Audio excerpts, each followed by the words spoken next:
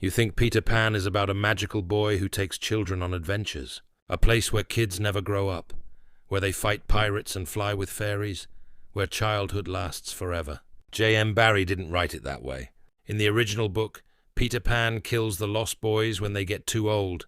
He thins the herd when there's too many of them. He can't tell the difference between real food and pretend food, so sometimes he feeds them nothing and watches them starve.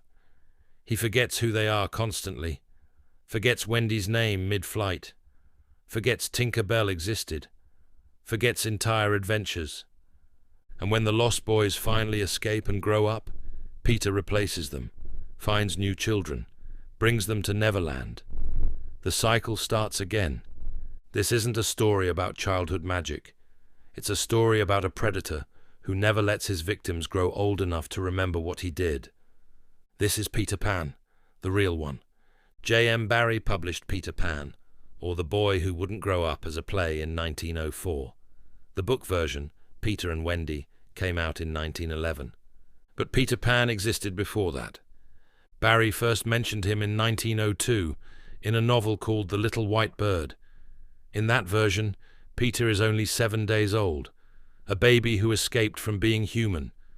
The book specifically states, there is not the slightest chance of his ever having a birthday. He stays a baby. Forever. That's where it started. With a baby who could never grow up, who escaped humanity, who lived in a garden in London called Kensington Gardens, where lost children wandered.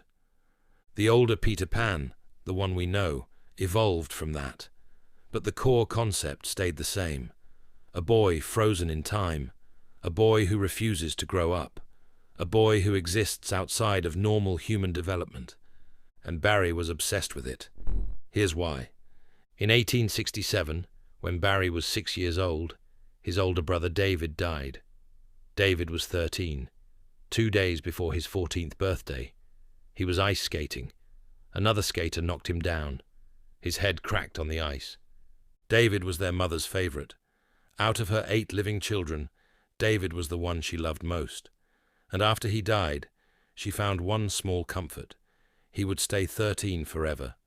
A young boy, innocent, untouched by adulthood. Barrie spent the rest of his childhood trying to replace David, trying to become his mother's favorite. He wore David's clothes, mimicked his mannerisms, tried to be the son she lost. It didn't work.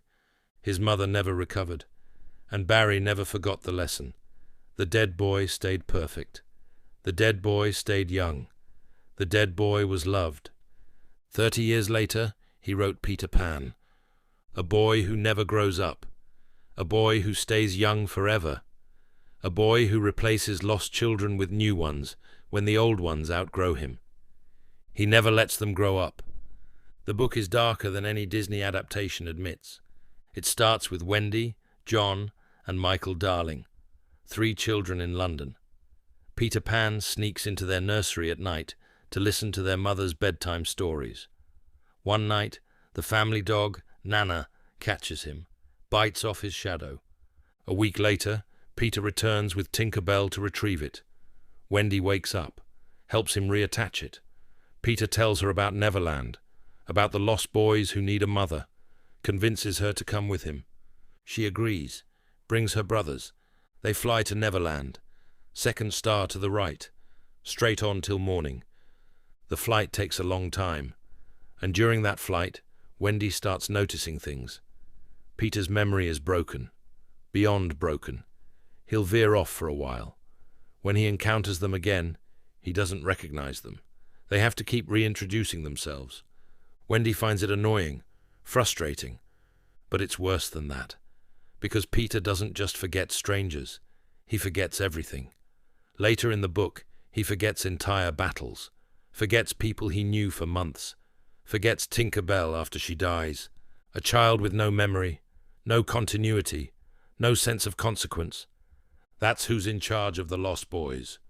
When they arrive at Neverland, Tinker Bell tells the Lost Boys that Peter ordered them to shoot Wendy down. They do. An arrow hits her. She falls from the sky.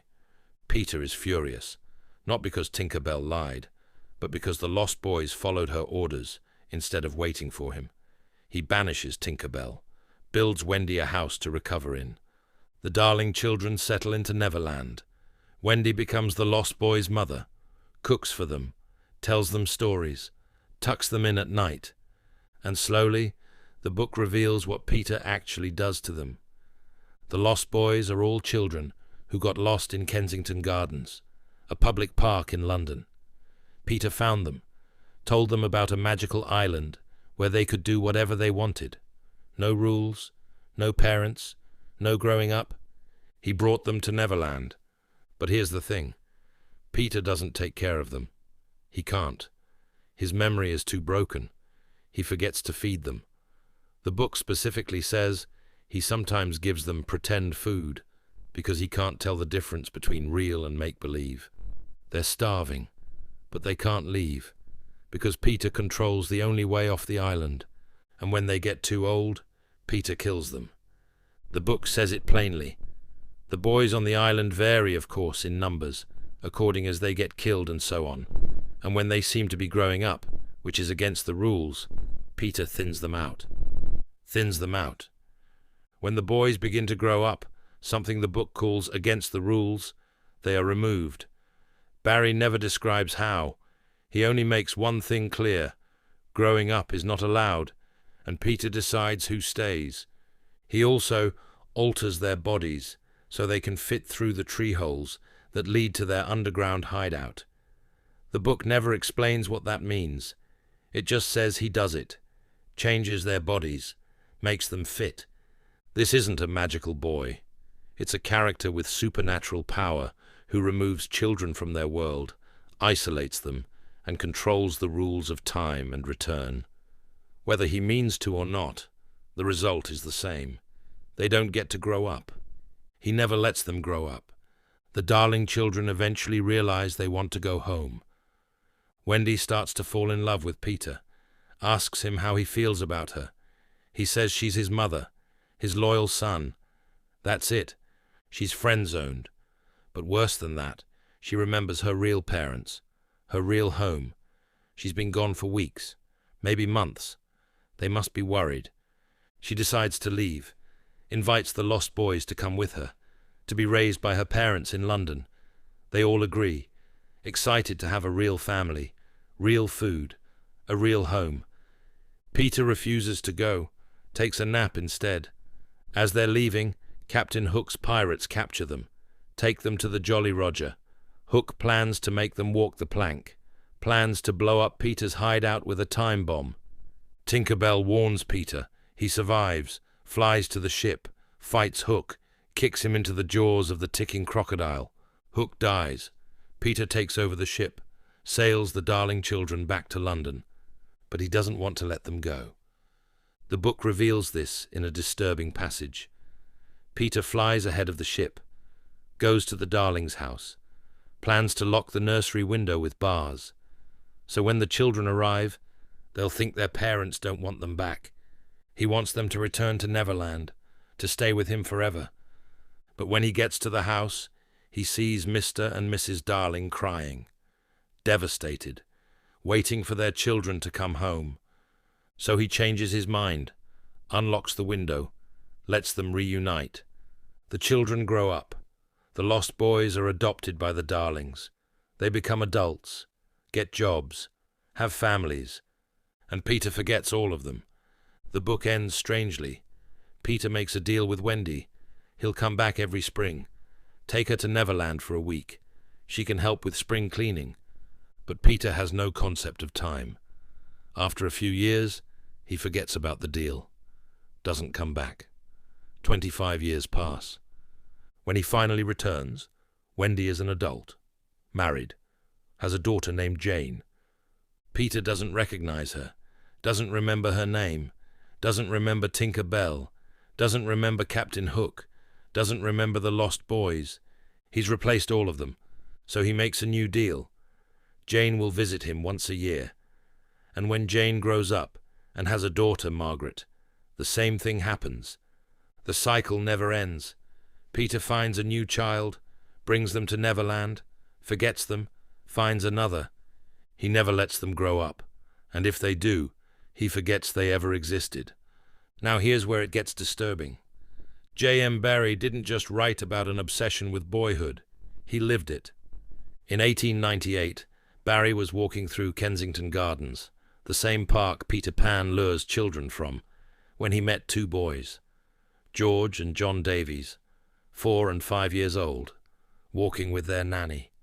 Barrie befriended them, met their parents, met their 3 other brothers, Peter, Michael, and Nico. 5 boys, and Barrie became Uncle Jim. On the surface, it seemed innocent, a family friend, a kind man who played with the children, told them stories, took them on outings. But there are details that complicate this. Barrie wrote a book called The Little White Bird, the one where Peter Pan first appeared, and in it there's a passage about a grown man befriending a boy named David. Close to the name Davies, the man lies to David's parents, tells them he has a dead son, creates empathy, bonds with them through shared grief. Scholars debate whether Barrie actually did this to the Davies family, but the fact that he wrote it is unsettling. Then there's the letter. In 1909, Barrie wrote a birthday letter to Michael Davies. Michael was 8 years old. Researchers believe Michael was Barrie's favorite. The letter reads, "I wish I could be with you and your candles. You can look on me as one of your candles, the one that burns badly, the greasy one that is bent in the middle. But still, hooray, I am Michael's candle. I wish I could see you putting on the Redskins' clothes for the first time. Dear Michael, I am very fond of you, but don't tell anybody." A grown man, calling himself a greasy candle bent in the middle, saying he wants to watch an 8-year-old boy change clothes, ending with, "I'm very fond of you, but don't tell anybody." This isn't normal. Not in 1909, not in 2026. And it gets worse. Both of the Davies parents died of natural causes when the boys were young. Someone needed to transcribe the will, send it to the boy's grandmother. Barrie volunteered. When the grandmother received the will, it said the children should go to Jimmy. Not Jenny, their aunt. Jimmy. Barrie adopted them, raised them to adulthood. Some scholars argue Barrie's obsession was purely platonic, a man scarred by his brother's death, fixated on boyhood innocence, nothing more. Others see red flags, grooming behavior, manipulation, predatory patterns hidden beneath the guise of kindness. But what's certain is this. J.M. Barrie was obsessed with boys who never grew up. He wrote about it, he lived it, and Peter Pan is the result. Disney's version came out in 1953. It's lighter, softer. Peter is mischievous, cocky, but not dangerous. They removed the part where he kills lost boys, removed the part where he can't tell real food from pretend food, removed the part where he forgets Wendy's name mid-flight. They turned Neverland into a playground, a place of adventure, not a prison. But they kept the core. A boy who never grows up, who takes children away from their parents, who keeps them on an island where time doesn't work normally. They kept Captain Hook as the villain, the adult, the threat, and Peter as the hero. But the book makes it clear, Peter isn't the hero. He's the monster who looks like a child. Peter Pan is often described as a fantasy about freedom, about escaping adulthood, about staying young forever. But that's not what the original story does. In Barrie's book, Neverland isn't a playground. It's a place without time, without memory, and without consequences. And the children who go there don't become free. They become replaceable. That doesn't make Peter Pan unique. It makes it ancient. Folklore is full of figures like this. Ogres who eat children during famines. Witches who lure them into warm houses when food is scarce. Spirits who offer escape, but never return what they take. Over time, we soften them. We remove the hunger. We remove the fear. We turn survival stories into comfort stories. Disney didn't invent that. They perfected it. Peter Pan didn't change because the story was misunderstood. He changed because we no longer want to hear what these stories were for.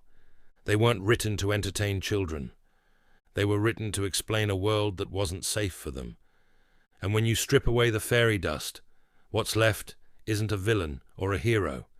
It's a reminder. Stories don't become harmless because they're cleaned up. They just become easier to swallow. Peter Pan never grew up, but the story around him did, until it forgot where it came from. Peter Pan never saved the lost boys. He didn't need to. The story that replaced him did that for us, and that's the real fairy dust.